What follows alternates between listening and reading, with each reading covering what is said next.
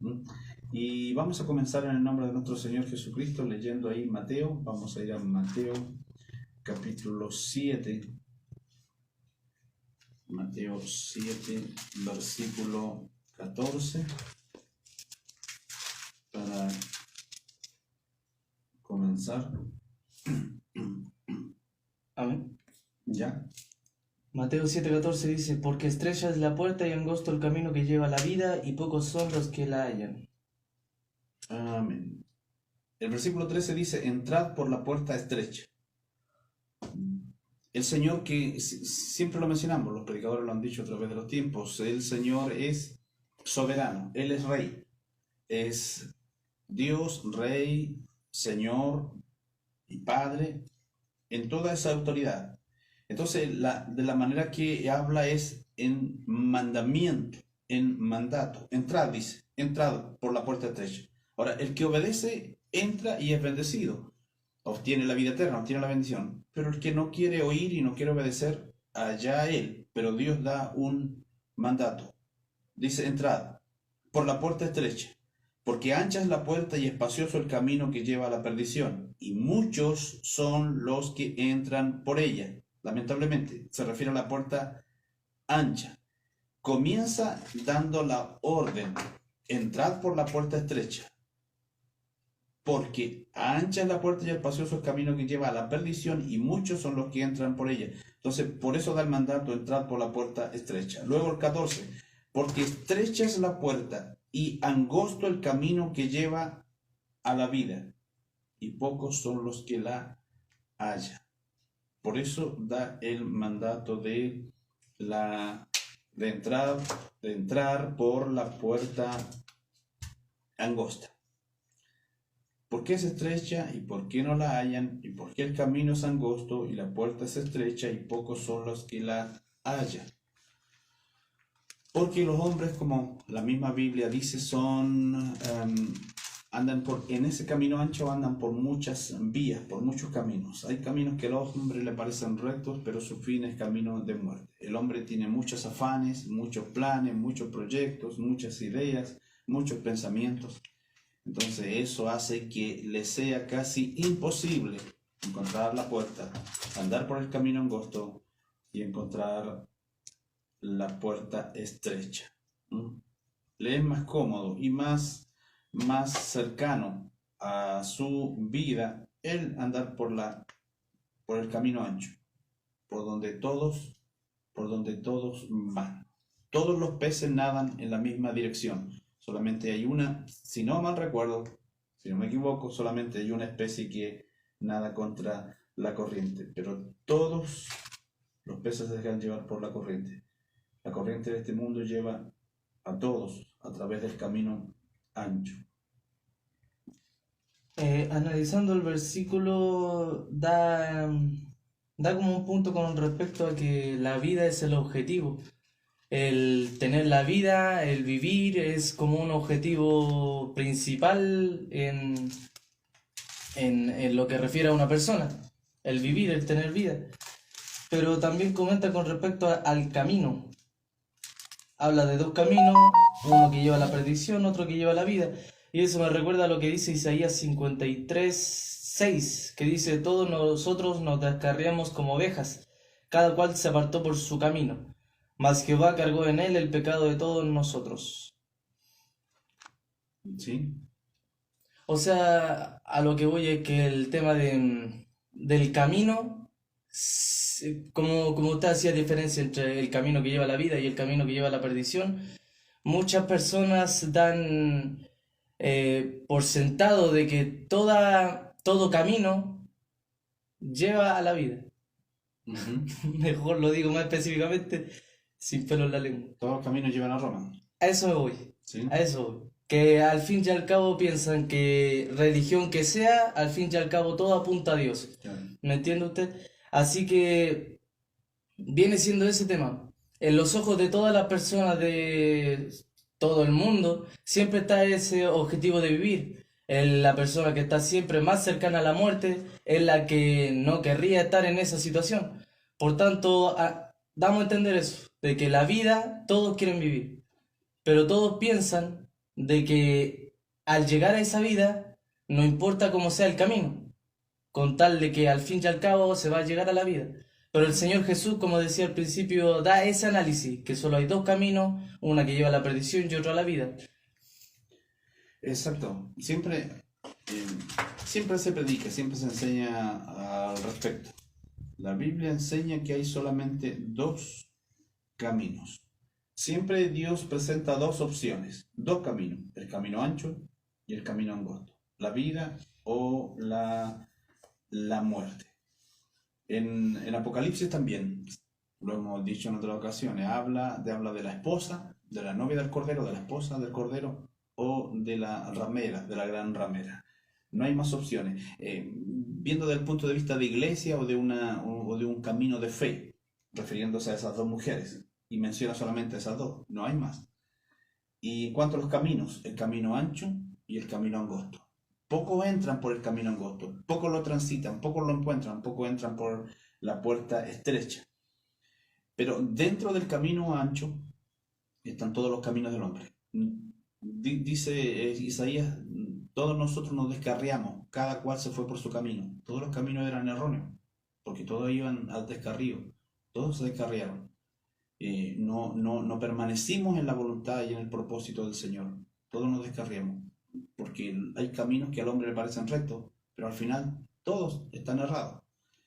Así que todos esos caminos, por así decirlo, están dentro del camino ancho. Siempre están esas dos opciones. Los muchos caminos que el hombre puede tener, al último son el camino ancho, están dentro del camino ancho y se alejan del Señor. Todos los caminos conducen a Roma, pero solamente al cielo hay un solo camino. ¿Sí? Hay dos versículos que podríamos relacionar con lo que usted está comentando. Hay un versículo en Zacarías, si no me recuerdo, que dice, meditad en vuestros caminos. Y también otro versículo que usted lo menciona siempre que dice, deteneos en los caminos y preguntad por las sendas antiguas. Por las sendas antiguas. ¿Cuál sea el buen camino? Sí, el profeta Jeremías lo menciona. Siempre a través de la escritura se habla sobre el camino, encontrar y buscar el buen camino, porque habrá paz para el corazón. Jetro, lo habíamos compartido meses atrás en un tema también, Jetro, o un tiempo atrás. Jetro le aconseja a su yerno Moisés que les muestre el camino por donde deben andar, refiriéndose a Israel. Ya, como la Biblia dice, ya a la congregación en el desierto, a la iglesia en el desierto, al pueblo de Israel en el desierto, que le mostrará el camino. Muéstrales el camino por donde deben andar. Y Jeremías lo enfatiza. Y ese camino lleva a la vida eterna. Vamos a Mateo 18, 8. 18, 8 y 9. Mateo 18, 8 y 9. Dice: por tanto, si tu mano o tu pie te es ocasión de caer, córtalo y échalo de ti. Mejor te es entrar en la vida cojo o manco que teniendo dos manos o dos pies ser echado en el fuego eterno. Y si tu ojo te es ocasión de caer, sácalo y échalo de ti. Mejor te es que entrar con un solo ojo en la vida que teniendo dos ojos ser echado en el infierno de fuego. Esto ha sido a veces polémico y son aquellos que siempre están encontrando algo malo en la escritura, los sabiondos de todos los tiempos, que esto es como un error enseñar o escribir esto, pero obviamente es simbólico. Nadie tendría la idea de cercenar parte de su cuerpo, cortar parte de su cuerpo para agradar a Dios. Al último todos quedaríamos, mutilar es la palabra, al último quedaríamos sin nada, porque todos y cada uno de nosotros, los seres humanos, tenemos cantidades de errores y faltas, pecados, de las cuales podríamos arrancar parte de nuestro cuerpo. Todos quedaríamos mutilados. Y obviamente se refiere al motivo, a la situación, al por qué nos provoca alejarnos del Señor. Aquello que nos ocasiona la caída es lo que debemos alejar de nosotros. No es que saquemos los ojos, sino que aquello que ante nuestros ojos nos hace pecar delante de Dios. No que cortemos nuestros dedos, nuestras manos, sino que aquello que tomamos o podemos tomar con nuestras manos, que nos aleja de Dios, que está fuera de su voluntad Es lo peligroso. Eso hay que cortarlo, eso hay que sacarlo, no mutilar nuestros dedos, nuestras manos, nuestros pies, nuestros ojos, nuestros oídos, sino que aquello que nos es ocasión de caer. Y bueno, y por otro lado, la Biblia dice que el hombre y la mujer que se van de esta tierra y que un día su cuerpo será glorificado, ¿cierto? La Biblia dice lo mortal se vestirá de inmortalidad, lo corrupto o lo corruptible se vestirá de incorrupción. Entonces, ¿quién se fue por alguna circunstancia? No porque se mutiló, sino que por algún accidente o por alguna enfermedad o por algo se fue faltándole parte de su cuerpo de esta tierra. Lo hemos compartido también. En ese cuerpo glorificado tendrá todo, un cuerpo completo y perfecto. Pero, lamentablemente, el que se va sin Cristo de esta tierra, de la misma manera como se fue, así se va a quedar. Porque el cuerpo es glorificado en la presencia del Señor, en la vida eterna, no en la condenación eterna. Más encima habla del fuego que consume, que quema. Recordamos algo, dice en el infierno de fuego. Recordamos algo que el Señor dice a través del mismo Mateo, en el capítulo 25. Dice, apartados de mí al fuego eterno preparado para el diablo y sus ángeles. El fuego eterno fue preparado para el diablo y sus ángeles. Se habla del infierno, pero el infierno es temporal porque lo permanente es el lago de fuego. Porque del infierno o el Hades levantará o dará a sus muertos para que sean juzgados en el juicio final. Y ahí serán arrojados al lago de fuego. Ese es el fuego permanente. Y ese fuego permanente, ese fuego eterno, fue preparado para el diablo y sus ángeles. Ahora, los que no quieren vivir con el Señor, los que no quieren aceptar al Señor, los que no les importa nada del Señor, tienen que ir a un lugar. Y ellos, directa o indirectamente, están escogiendo un lugar que fue preparado para el diablo y sus ángeles. ¿Cómo Dios, si es amor y es tan bueno, por qué preparó o hizo el infierno, manda a la gente al infierno? Dios no manda a nadie allá. La persona escoge ir, porque tiene que irse a un lugar. Y ese fuego fue preparado, insistimos, la Biblia lo dice, para Satanás y sus ángeles. Pero Él ha dado vida eterna. Ese es el regalo de Dios. La dádiva de Dios es vida eterna en Cristo Jesús. Sigamos. Capítulo 19, Mateo 19, 19, 16 y 17. A ver qué nos dice. Dice, entonces vino uno y le dijo, Maestro bueno, ¿qué bien haré para tener la vida eterna? Él le dijo, ¿por qué me llamas bueno? Ninguno hay bueno sino uno, Dios. Mas si quieres entrar en la vida, guarda los mandamientos. Amén. 16 y 17, ¿cierto? Sí. Y dijo, Maestro bueno, ¿qué bien haré para tener la vida eterna? ¿Qué bien haré? Ahí está hablando de obras prácticamente, para tener la vida eterna. Y él dijo, ¿por qué me llamas bueno? Justificándose de alguna manera respecto a las obras. Él le dijo, ¿por qué me llamas bueno? Ninguno hay bueno sino uno, Dios. Mas si quieres entrar en la vida, guarda los mandamientos, no las obras. ¿Ya? Ahora,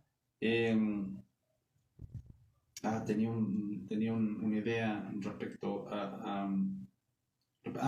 eso es. Estamos hablando de la vida eterna, de esa expresión, vida eterna. O sea, vivir con el Señor, no morir, no perecer, sino que vivir una vida abundante y eterna, sin fin, delante del Señor, viendo su rostro. El regalo de Dios es la vida eterna. Esa es la dádiva, el don, el regalo de Dios. Cuando se habla de salvación es que el Señor nos salva de todo lo que es posible salvar, de la muerte, de la condenación, del fuego, como decíamos, del infierno, de la enfermedad, del dominio de Satanás, del control del pecado, de todo, de toda enfermedad, de toda pestilencia, de todo aquello que puede esclavizarnos. Somos salvos de todo eso. Nuestra alma es salva, es sacada del lugar de padecimiento y puesta en un lugar seguro. ¿Ya? Y esto obviamente tiene relación con la vida, porque Él nos salva para darnos vida eterna. Nos pone en un lugar y en una situación donde estamos completamente seguros, eternamente y para siempre, por los siglos de los siglos, perpetuamente. Entonces nos salva y nos da vida eterna. Cuando, por ejemplo, Juan, nos vamos a adelantar un poquito porque eso está en Juan. Está en Juan también. En la conversación del Señor Jesús con Nicodemo, le dice, de cierto os digo, el que no naciere de nuevo no puede ver el reino de Dios. Luego le dice, el que no naciere de agua y del Espíritu no puede entrar en el reino de Dios. Lo hemos mencionado. Ver el reino de Dios y luego le dice entrar en el reino de Dios, dándonos a entender obviamente ahí la vida eterna, que somos salvados, que somos transformados y podemos tener vida eterna. Nos da el regalo de la salvación, nos da la vida eterna. ¿Algo más ahí que añadir, que mencionar? Leímos el 16 y 17, ¿cierto? Y el 29 también, versículo 29, dice...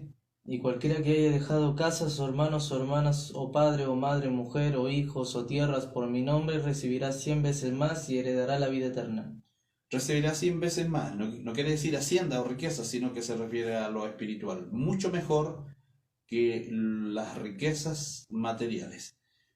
Más encima, sobre todo, maravillosamente, recibirá la vida eterna. Pero no dice aquí abandonar a la familia, sino que poner en primer lugar al Señor. Todas estas personas son seres amadas al corazón del hombre o de la mujer. Hermanos, hermanas, en la primera familia en la que nacemos, padres, madres.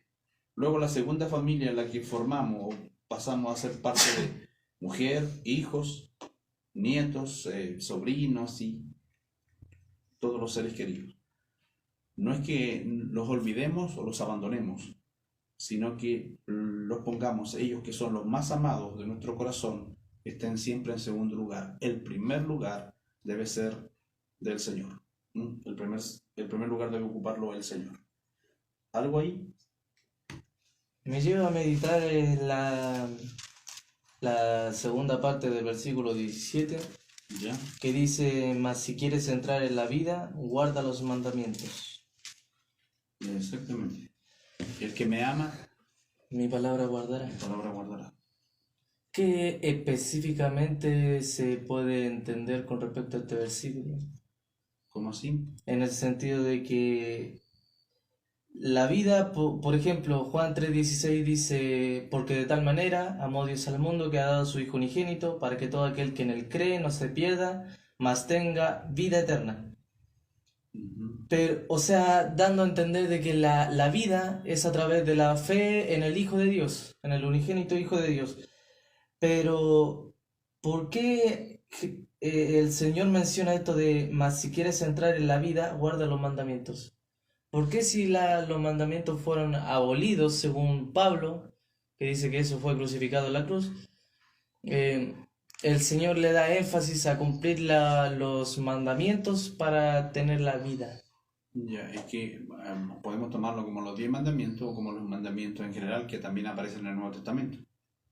Toda enseñanza del Nuevo Testamento. O sea, sería como la palabra de Dios en general. Exactamente, exactamente. Ah. Ahora, hay quienes dicen que, bueno, obviamente los mandamientos del Antiguo Testamento, los 10 mandamientos están repetidos, están vueltos a enseñar porque son algo que no tiene tiempo.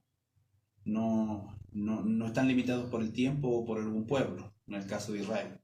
Hay quienes dicen, hay quienes enseñan y creen al respecto que la ley ceremonial pasó porque era para todo el trabajo del sacerdocio en el Claro. templo. La ley ceremonial pasó, era exclusivamente para Israel, y la ley civil o social también era para Israel.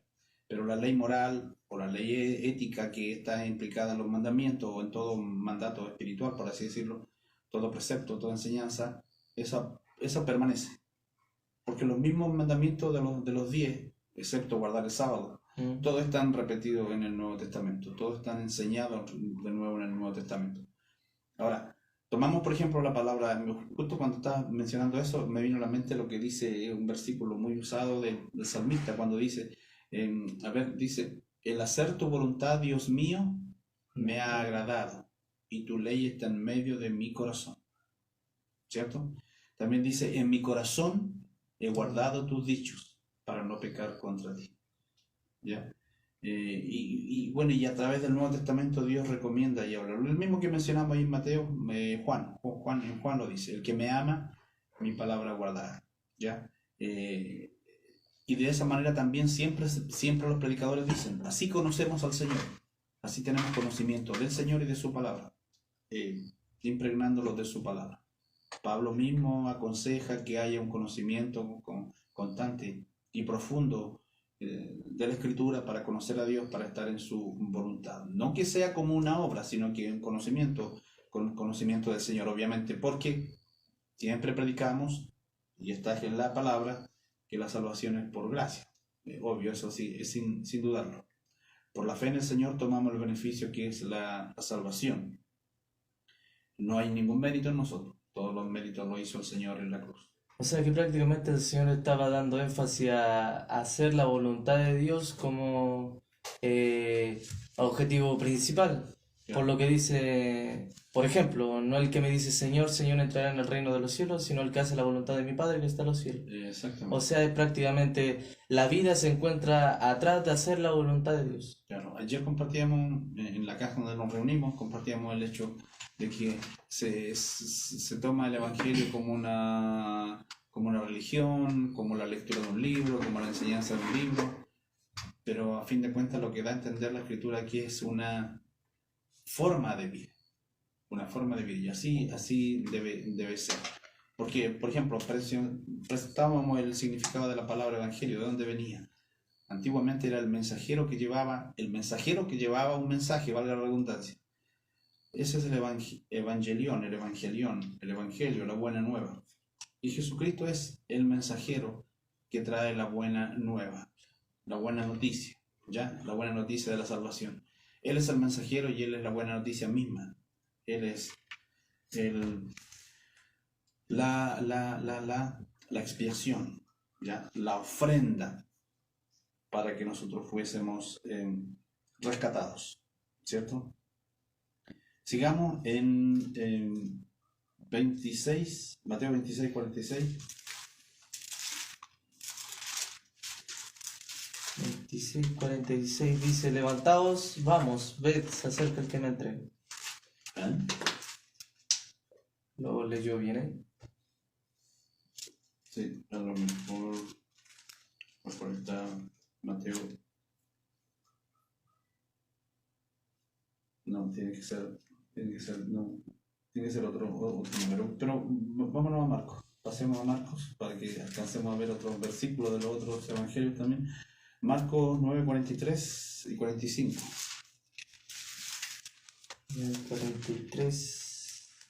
45 dice, si tu mano te fuera ocasión de caer.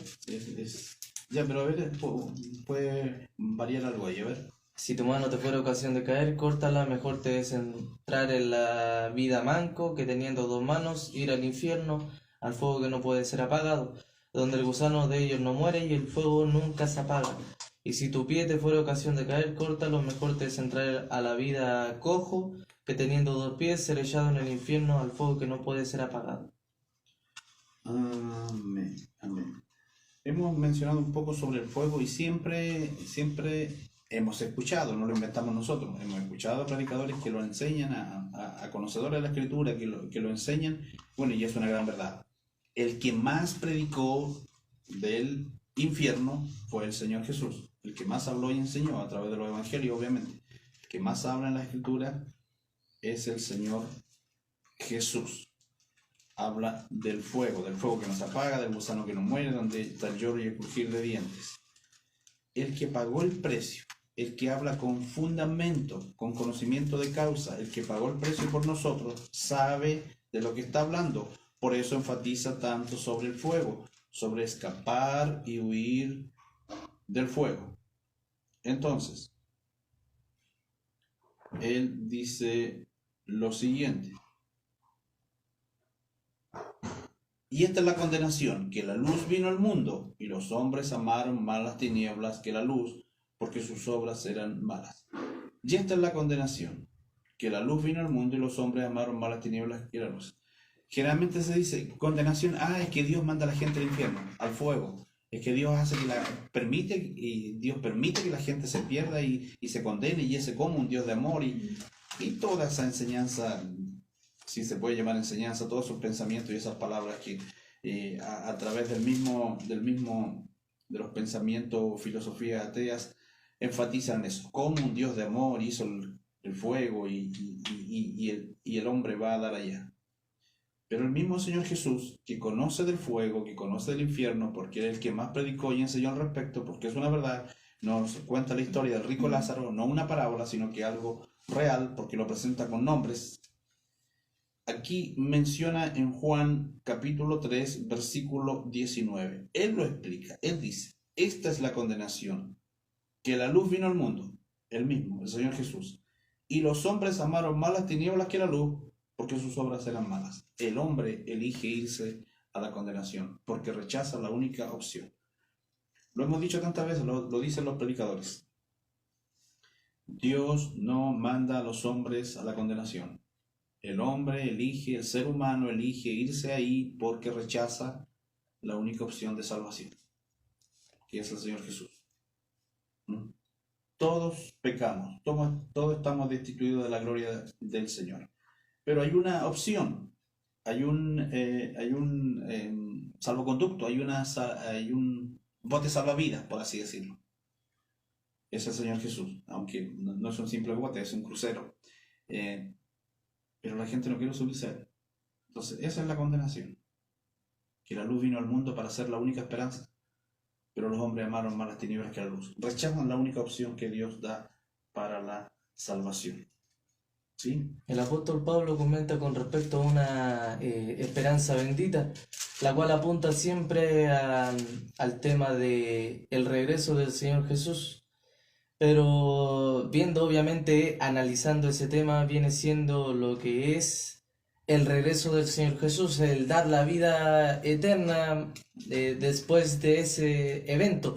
¿Sí? Por ejemplo, el apóstol Juan habla con respecto a un lugar donde no habrá llanto ni clamor, y el rostro del Señor será el resplandor de ese tiempo, porque el sol no dará su resplandor. ¿Sí? Dando a entender con respecto a eso mismo, a lo que usted mencionaba.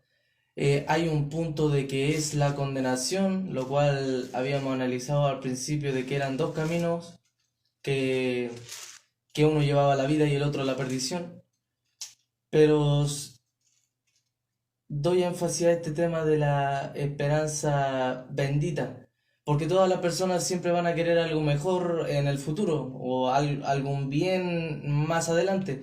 Por eso esa esperanza bendita, el apóstol Pablo lo menciona como una esperanza que no avergüenza, porque todos quieren algo mejor. Uno de los puntos que refiere a eso es que todos quieren algo mejor. Así que esto de la esperanza bendita que se tiene en la vida eterna por Jesús no es algo que avergüence, pero esto es prácticamente no uno de los sueños o deseos que pueda tener cualquier persona, sino, como el Señor lo dice, es la vida o la perdición. Una cosa que no solamente lo encierra en un sueño hermoso, sino que lo pone las cartas sobre la mesa, sobre la realidad de las cosas.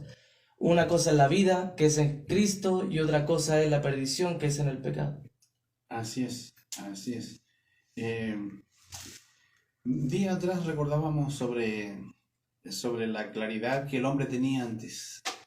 En los tiempos pasados, las familias, los patriarcados, a medida que iba avanzando el tiempo, el conocimiento de los beneficios del hombre, pero fueron apareciendo pensamientos y filosofías que se fueron alejando del Señor. Pablo lo dice en su carta, en su palabra, referente a los razonamientos del hombre, que lo hicieron alejarse más del Señor. Pero en los primeros tiempos, o en los tiempos de antaño, todos tenían claridad respecto a las misericordias del Señor y a las promesas. Promesas que hizo hacia futuro, refiriéndose a eso, a una esperanza que no avergüenza, a una vida eterna y posible en el futuro.